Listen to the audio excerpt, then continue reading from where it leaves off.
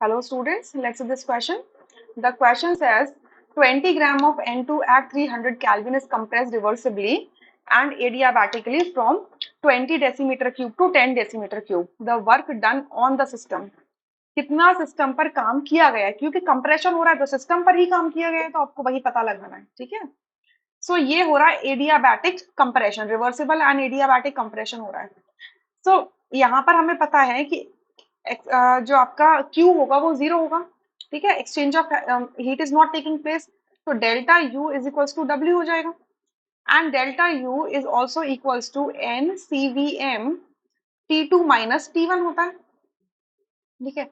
Number of moles को हम यहाँ से निकाल लेंगे, ये इन्फॉर्मेशन हमें गिवन है. CVM की वैल्यू निकाल लेंगे कि आपकी जो आपका N2 जो गैस है वो आइडल गैस की तरह बिहेव करता है और डायटोमिक गैस है, तो CVM की वैल्यू हो जाएगी यहाँ से 5/2R.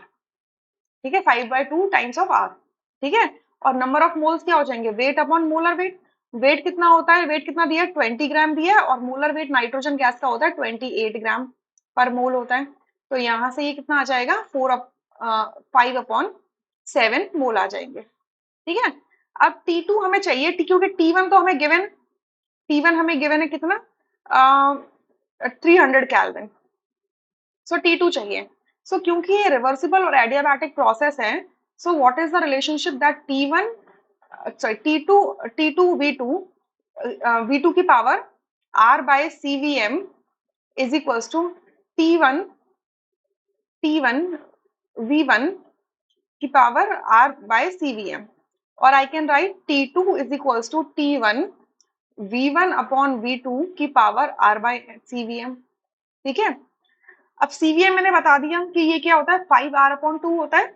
सो बस वैल्यूज पुट कर दो. T1 की वैल्यू क्या है, 300 कैल्विन.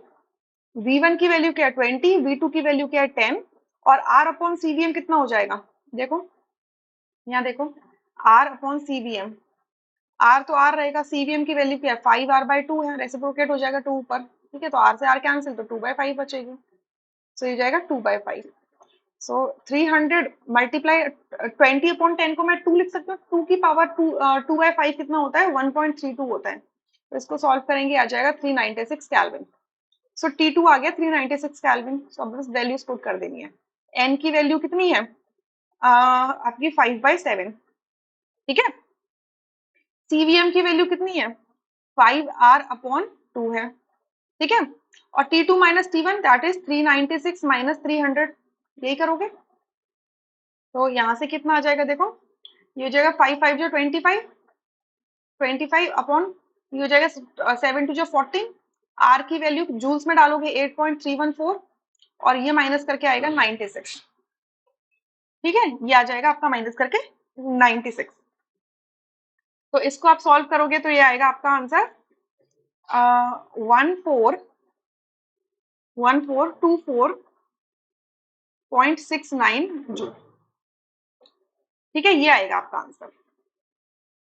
अगर आप ऐसे करके देखो, जस्ट अ सेकेंड, देखो 5/7 लिख लो या फिर मैं इसको 0.714 लिख लेती हूँ, तो कहीं ना कहीं आपकी वैल्यू यहाँ तक आपकी मैच कर जाएगी. ठीक है. मैं एक बार देख लेती हूँ. 25 multiply 8.314 multiplied by 96 divided by 14. सो ये आपकी आ रही है 1425. ठीक है. इसको और एग्जैक्ट कर लेते हैं हम एकदम इसको एग्जैक्टली लिख लेते हैं. ठीक है ना, मैंने राउंड ऑफ करके लिख दिया था. सो मैं इसको लिख देती हूँ 1425.25 जूल आ रही है. तो किलो जूल्स में मैं इसे क्या लिख सकती हूँ, 1.4 किलो जूल. राइट. सो आपका आंसर कौन सा मैच करता है, फर्स्ट. सो फर्स्ट ऑप्शन यहाँ से करेक्ट होगा, rest options would be incorrect. I hope you understood this question really very well. Thank you.